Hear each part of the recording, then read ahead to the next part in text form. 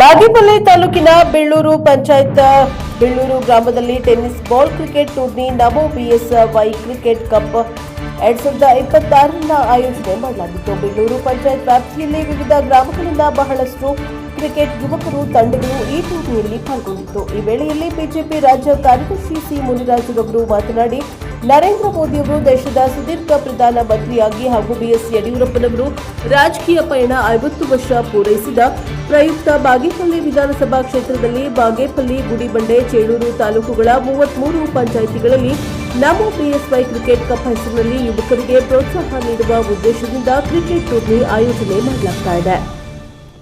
ಇದರ ಅಂಗವಾಗಿ ಮೊದಲಿಗೆ ಬೆಳ್ಳೂರು ಗ್ರಾಮ ಪಂಚಾಯತ್ನಲ್ಲಿ ಕ್ರಿಕೆಟ್ ಟೂರ್ನಿ ನಮೋ ಬಿಎಸ್ವೈ ಕ್ರಿಕೆಟ್ ಕಪ್ 2026 ಆಯೋಜನೆ ಮಾಡಿದ್ದೇವೆ. ಇದಕ್ಕೆ ಬೆಳ್ಳೂರು ಗ್ರಾಮ ಪಂಚಾಯಿತಿ ವ್ಯಾಪ್ತಿಯ ಕ್ರೀಡಾ ಆಸಕ್ತರು ಯುವಕರು ಸದುಪಯೋಗ ಪಡಿಸಿಕೊಳ್ಳಬೇಕು. ಬೆಳ್ಳೂರು ಪಂಚಾಯಿತಿಯಲ್ಲಿ ವಿಜೇತರಾದವರಿಗೆ ನಗದು ಬಹುಮಾನ ಅಂದರೆ ಮೊದಲನೇ ಬಹುಮಾನವಾಗಿ 15,000 ರೂಪಾಯಿ, ಎರಡನೇ ಬಹುಮಾನವಾಗಿ 10,000 ರೂಪಾಯಿ, ಮೂರನೇ ಬಹುಮಾನವಾಗಿ 5,000 ರೂಪಾಯಿಯನ್ನ ನೀಡಲಾಗುವುದು. ಜೊತೆಗೆ ಪಂಚಾಯಿತಿ ಮಟ್ಟದಲ್ಲಿ ಗೆದ್ದ 3 ತಂಡಗಳಿಗೆ ಟಿ ಶರ್ಟ್, ಟ್ರೋಫಿ ಮತ್ತು ಕ್ರಿಕೆಟ್ ಕಿಟ್ ಅನ್ನ ನೀಡಲಾಗುವುದು. ಈ ಸಂದರ್ಭದಲ್ಲಿ ಬಾಗೇಪಲ್ಲಿ ಮಂಡಲ ಅಧ್ಯಕ್ಷ ಆರ್ ಪ್ರತಾಪ್, ಶ್ರೀನಿವಾಸ್ ಜಿನ್ನಿ, ಲೋಕೇಶ್, ವೆಂಕಟೇಶ್, ದೇವರಾಜ್, ಚಿಕ್ಕಪೂಜಪ್ಪ, ಶ್ರೀನಿವಾಸ್ ಸೇರಿದಂತೆ ಬೆಳ್ಳೂರು ಪಂಚಾಯಿತಿ ಬಿಜೆಪಿ ಪಕ್ಷದ ಪದಾಧಿಕಾರಿಗಳು, ಮುಖಂಡರು ಮುಂತಾದವರು ಉಪಸ್ಥಿತರಿದ್ದರು. ಬ್ಯೂರೋ ರಿಪೋರ್ಟ್ ರವೀಂದ್ರ, ಎನ್ಕೆ, ಟಿವಿ4 ಬಾಗೇಪಲ್ಲಿ.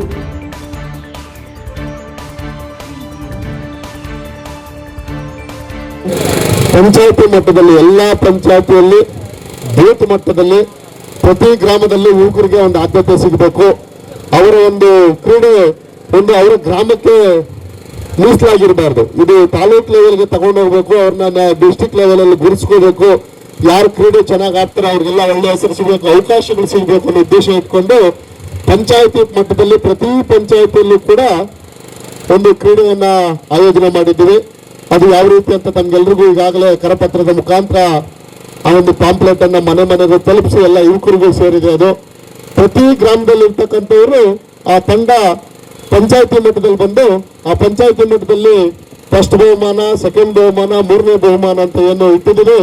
ಅಲ್ಲಿ ಯಾರು ಗೆದ್ದಿರ್ತಕ್ಕಂಥವ್ರು ಪಂಚಾಯತಿ ಮಟ್ಟದಲ್ಲಿ ಯಾರು ಪ್ರಥಮ ಬಹುಮಾನ ಯಾರು ಬಂದಿರ್ತಾರೆ ಅವರನ್ನ ವಿಧಾನಸಭಾ ಕ್ಷೇತ್ರದಲ್ಲಿ ಇಡೀ 33 ಗ್ರಾಮ ಪಂಚಾಯತ್ಗಳು ಸೇರಿ, ಯಾಕಂದ್ರೆ ಚೇಳೂರು ತಾಲೂಕು ಇರ್ಬೋದು, ಬಾಗೇಪಲ್ಲಿ ತಾಲೂಕು ಇರ್ಬೋದು, ಮತ್ತೆ ಗುಡಿಬಂಡೆ ತಾಲೂಕು ಇರ್ಬೋದು, ಎಲ್ಲಾ ತಾಲೂಕಿಗೆ ಸಂಬಂಧಪಟ್ಟಂತ 33 ಪಂಚಾಯತಿಗಳು ಮತ್ತು ಪ್ಲಸ್ ಟೌನ್ ಪುರಸಭೆ ಮತ್ತು ಪಟ್ಟಣ ಪಂಚಾಯತಿ ಬಾಗೇಪಲ್ಲಿ ಮತ್ತು ಗುಡಿಬಂಡೆ ಎಲ್ಲ ಸೇರಿ 36 ತಂಡಗಳನ್ನ ವಿಧಾನಸಭಾ ಕ್ಷೇತ್ರದಲ್ಲಿ ಒಂದು ದೊಡ್ಡ ಕಾರ್ಯಕ್ರಮ, ದೊಡ್ಡ ಒಂದು ವೇದಿಕೆ ಸೃಷ್ಟಿ ಮಾಡಿ ಅಲ್ಲಿ ಉತ್ತಮವಾದ ಒಂದು ಗ್ರೌಂಡ್ ಅನ್ನ ಸೃಷ್ಟಿ ಮಾಡಿ ಎಲ್ಲ ಯುವಕರನ್ನೆಲ್ಲ ಸೇರಿಸಿ ಒಳ್ಳೆಯ ಒಂದು ಕ್ರೀಡೋತ್ಸವನ್ನ ಮಾಡಬೇಕು ಅಂತ ಆ ಒಂದು ಕಾರ್ಯಕ್ರಮಕ್ಕೆ ಯಡಿಯೂರಪ್ಪನವರು ಇರ್ಬೋದು, ವಿಜೇಂದ್ರ ಇರ್ಬೋದು, ಇನ್ನು ಅನೇಕ ಸೆಲೆಬ್ರಿಟಿಗಳನ್ನ, ನಮ್ಮ ಈ ಭಾಗದ ನಾಯಕರುಗಳನ್ನ, ಡಾಕ್ಟರ್ ಸುಧಾಕರ್ ಅವರು MP ಅವರು ಇರ್ಬೋದು, ನಮ್ಮ ವಿರೋಧ ಪಕ್ಷದ ನಾಯಕರಾದಂತ ಅಶೋಕಣ್ಣ ಅವರು ಇರ್ಬೋದು, ಅನೇಕರ ಒಂದು ಆಗಮಿಸಲಿದ್ದಾರೆ. ನಮ್ಮೆಲ್ಲ ಭಾರತೀಯ ಜನತಾ ಪಕ್ಷದ ನಾಯಕರುಗಳು ಆಗಮಿಸ್ತಾರೆ.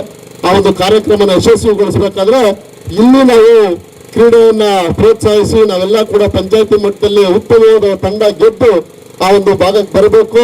ಮತ್ತೆ ಏನು ನಗರದಲ್ಲಿ ಆಡ್ತಕ್ಕಂಥ ಸಂದರ್ಭದಲ್ಲಿ ಅನೇಕ ಅವಕಾಶಗಳು ನಗರದ ಯುವಕರು ಪಡ್ಕೊಂಡಿರ್ತಾರೆ. ಅದನ್ನ ಗ್ರಾಮೀಣ ಭಾಗದಲ್ಲಿ ಇರ್ತಕ್ಕಂಥ ಗ್ರಾಮಗಳಲ್ಲಿ ಇರ್ತಕ್ಕಂಥವ್ರು ಪಡ್ಕೊಳ್ಬೇಕು. ಅವರು ಒಂದು ಗೆದ್ದು ನಾವು ಕ್ರೀಡೆಯಲ್ಲಿ ಮುಂಚೂಣಿಯಲ್ಲಿ ಇದ್ದೀವಿ ಅಂತ ತೋರಿಸಬೇಕು ಅಂತ ಒಂದು ನಿಟ್ಟಿನಲ್ಲಿ ಒಂದು ಸುಸಜ್ಜಿತವಾಗಿ ಒಂದು ಕಾರ್ಯಕ್ರಮನ ಆಯೋಜನೆ ಮಾಡ್ತಾ ಇದ್ವಿ. ಇವತ್ತು ಅನೇಕ ರೈತರು ಇವತ್ತು ಸಾಗುವಳಿ ಚೀಟಿ ಸಿಗ್ತಾ ಇಲ್ಲ, ಪೌತಿ ಖಾತೆಗಳಾಗ್ತಾ ಇಲ್ಲ, ಅನೇಕ ಸಮಸ್ಯೆಗಳಿಂದ ಇಲ್ಲಿನ ಭಾಗದ ರೈತರು ಕಷ್ಟಪಡ್ತಾ ಇದ್ದಾರೆ. ಇದಕ್ಕೆಲ್ಲ ಸಮಸ್ಯೆಗಳಿಗೆ ಪರಿಹಾರ ಸಿಗಬೇಕು ಅಂತ ಹೇಳಿದ್ರೆ ನಮ್ಮ ಸಿ ಮುನಿರಾಜಣ್ಣವರು ಈ ಭಾಗದ ಶಾಸಕರಾದ್ರೆ 2028ಗೆ ಕರ್ನಾಟಕದಲ್ಲಿ ಬಿಜೆಪಿ ಸರ್ಕಾರ ಬಂದೇ ಬರುತ್ತೆ. ಆದ್ರಿಂದ ತಾವೆಲ್ಲ ಇವತ್ತು ಏನು ನಮ್ಮ ಭಾರತೀಯ ಜನತಾ ಪಾರ್ಟಿ ಕಾರ್ಯಕರ್ತರೆಲ್ಲ ಒಗ್ಗಟ್ಟಾಗಿ ಹಳ್ಳಿಗಳಲ್ಲೂ ಪಕ್ಷವನ್ನ ಸಂಘಟನೆ ಮಾಡಿ 2028ಕ್ಕೆ ನಮ್ಮ ಸಿ ಮುನಿರಾಜ್ ಅವರನ್ನ ಶಾಸಕರನ್ನಾಗಿ ಮಾಡಿಕೊಂಡ್ರೆ ಬಾಗೇಪಲ್ಲಿ ಅಭಿವೃದ್ಧಿ ಆಗುತ್ತೆ ಅಂತ ಹೇಳ್ತಾ ನಾವೆಲ್ಲ ಒಗ್ಗಟ್ಟಾಗಿ ಕೆಲಸ ಮಾಡಬೇಕಾಗಿದೆ. ಅನೇಕ ಅಭಿವೃದ್ಧಿಗಳು ಬಾಗೇಪಲ್ಲಿಯಲ್ಲಿ ಆಗಬೇಕಾಗಿದೆ. ಆದ್ರಿಂದ ತಾವೆಲ್ಲ ಒಗ್ಗಟ್ಟಾಗಿ ಕೆಲಸ ಮಾಡಿ ಬರುವಂತ ದಿನಗಳಲ್ಲಿ ನಮ್ಮ ಸಿ ಮುನಿರಾಜ್ ಅವರನ್ನ ಈ ಭಾಗದ ಶಾಸಕರನ್ನಾಗಿ ಆಯ್ಕೆ ಮಾಡಬೇಕು ಅಂತೇಳಿ ತಮ್ಮಲ್ಲಿ ಮನವಿ ಮಾಡ್ತೀನಿ.